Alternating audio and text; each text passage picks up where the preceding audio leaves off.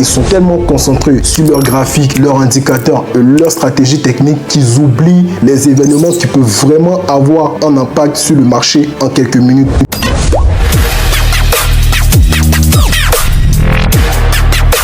Salut, c'est Jean Laurel et bienvenue dans cette nouvelle vidéo. Alors aujourd'hui, je vais t'enseigner tout ce qu'il faut savoir sur les annonces économiques en trading forex. Ce qu'il faut comprendre, c'est que l'analyse fondamentale, c'est-à-dire tout ce qui touche à l'économie et à la géopolitique, joue un rôle super important dans le trading. En fait, la plupart du temps, c'est ça qui va vraiment déterminer la direction de la monnaie. Donc une monnaie ne prend pas de la valeur ou n'en paie pas juste comme ça. Et il y a toujours une raison derrière tout ça. Et la plupart du temps, ce sont les enjeux économiques et géopolitiques qui influencent tout ça. Ce que je remarque, c'est que pas mal de traders sous-estiment l'impact de ces annonces économiques et parfois ils sont tellement concentrés sur leurs graphiques, leurs indicateurs et leur stratégie technique qu'ils oublient les événements qui peuvent vraiment avoir un impact sur le marché en quelques minutes. Bon, tu as quand même d'autres traders par exemple qui savent lire un calendrier économique, mais leur seule analyse se résume à si la data est meilleure que prévu, la monnaie monte, si elle est pire, la monnaie descend. Et comme tu peux l'imaginer, c'est un peu réducteur et ça peut vite devenir un piège pour ces traders-là. Donc ces traders-là ne seront même pas capables de repérer de réelles opportunités de trading à partir des chiffres qui viennent de sortir. Et c'est pour ça qu'on va voir ensemble dans la suite les 5 annonces économiques les plus importantes en trading forex classées par ordre d'importance. Mais il faut noter que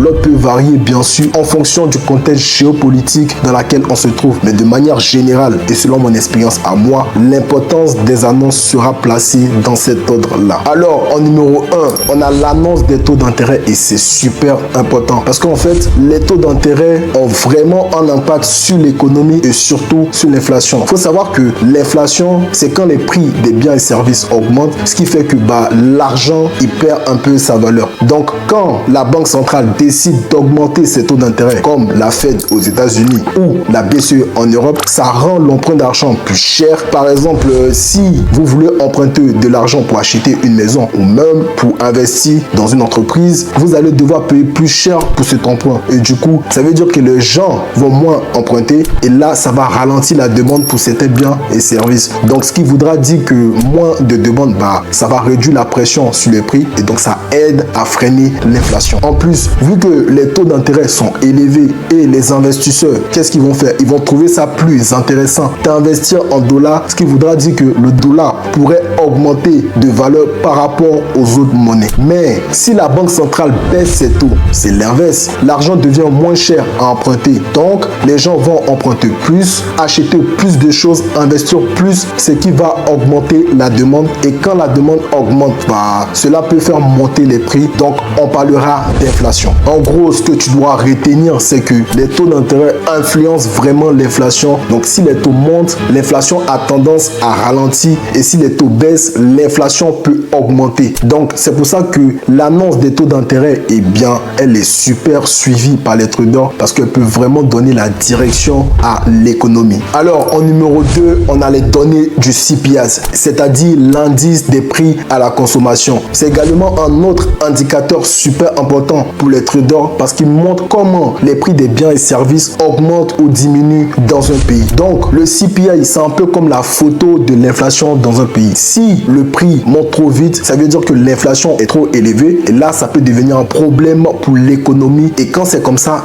les banques centrales, elles en tiennent compte. Donc, généralement, quand le CPI est plus élevé que prévu, cela veut dire que les prix augmentent plus vite que ce que l'on ne pensait. Et ça peut entraîner une hausse des taux d'intérêt de la part des banques centrales pour essayer de freiner cette inflation. Donc, prenons un exemple. Si les États-Unis annoncent un CPI plus élevé que prévu, comme par exemple 0,5% au lieu de 0,2%, ça montre que les prix des biens de consommation augmentent rapidement. Et qu'est-ce que vont faire les traders?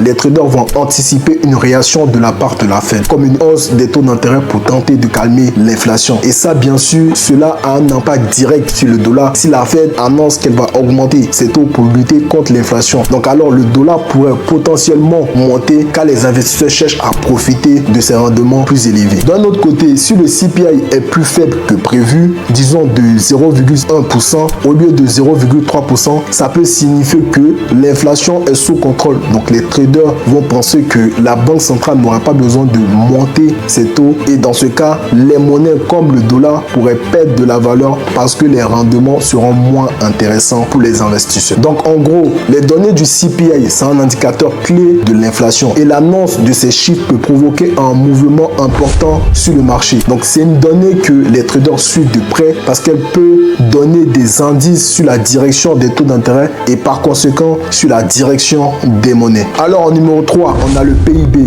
le produit intérieur brut. En gros, c'est ce qui va vraiment déterminer la santé d'un pays parce que ça nous dit combien de biens ont été produits sur une période donnée, ce qui veut dire que si le PIB augmente, l'économie se porte bien et souvent ça va faire monter la monnaie de ce pays. Prenons un exemple. Imaginons que la Fed annonce un PIB plus élevé que prévu, et ça veut dire que leur économie est en croissance et du coup les investisseurs vont avoir plus confiance et vont vouloir investir en dollars, ce qui va faire automatiquement augmenter la valeur du dollar. Mais si le PIB est plus faible que prévu, ça peut montrer que l'économie ralentit et là les investisseurs pourraient chercher à vendre la monnaie du pays, ce qui va faire donc baisser sa valeur. Alors en numéro 4, on a les ventes au détail. En gros, ça mesure combien les gens dépensent, que ce soit en ligne ou en magasin, et c'est super important parce que si les gens dépensent plus, ça veut dire que l'économie roule plutôt bien. Donc par exemple, si les ventes au détail aux États-Unis sont plus élevées que prévu, eh bien ça montre que les consommateurs ils sont plus confiants et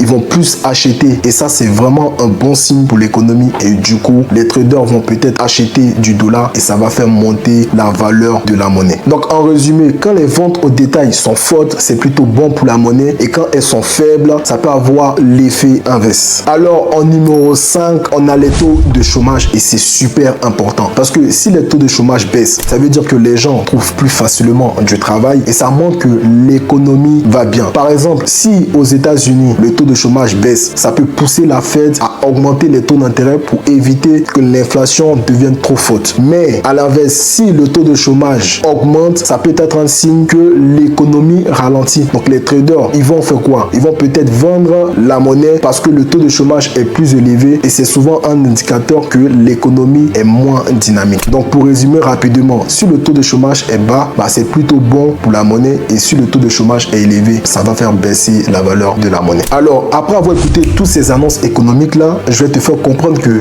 les marchés financiers réagissent pas toujours à ce qui sort vraiment, mais plutôt à ce que les investisseurs attendent ou anticipent. C'est ça qu'on appelle la notion de pricing. En gros, le marché se prépare en fonction des rumeurs, des prévisions ou de ce qu'il pense qui va se passer. Un bon exemple de ça, c'est le buy the rumor et sell the fact. C'est une stratégie où les traders achètent, non buy the rumor, quand ils entendent des rumeurs ou des informations avant même que l'annonce soit faite. Par exemple, si tout le monde parle d'une possible hausse des taux d'intérêt, les traders vont commencer à acheter la monnaie en pensant que cela va arriver. Et là, ils réagissent à l'anticipation, pas à la réalité. Mais une fois que l'annonce officielle arrive, souvent ça ne fait plus autant de bruit et c'est là que devient le sell the facts. Les traders qui avaient acheté avant l'annonce vont vendre parce que la surprise n'est plus là. Donc l'effet d'anticipation est passé et ce qui comptait c'était le pricing, donc la réaction avant l'annonce. Donc pour résumer, les marchés réagissent à l'attente plus qu'à la réalité et tout ça se repose sur le pricing, c'est-à-dire la façon dont le marché se prépare avant même que les chiffres ne sortent. Donc buy the rumor, sell the fact. C'est vraiment l'exemple parfait de cette dynamique. J'espère que cette vidéo t'a plu. N'oublie pas de partager et surtout de me laisser un petit commentaire. Si tu as des questions, n'hésite pas, je vais te répondre. Merci.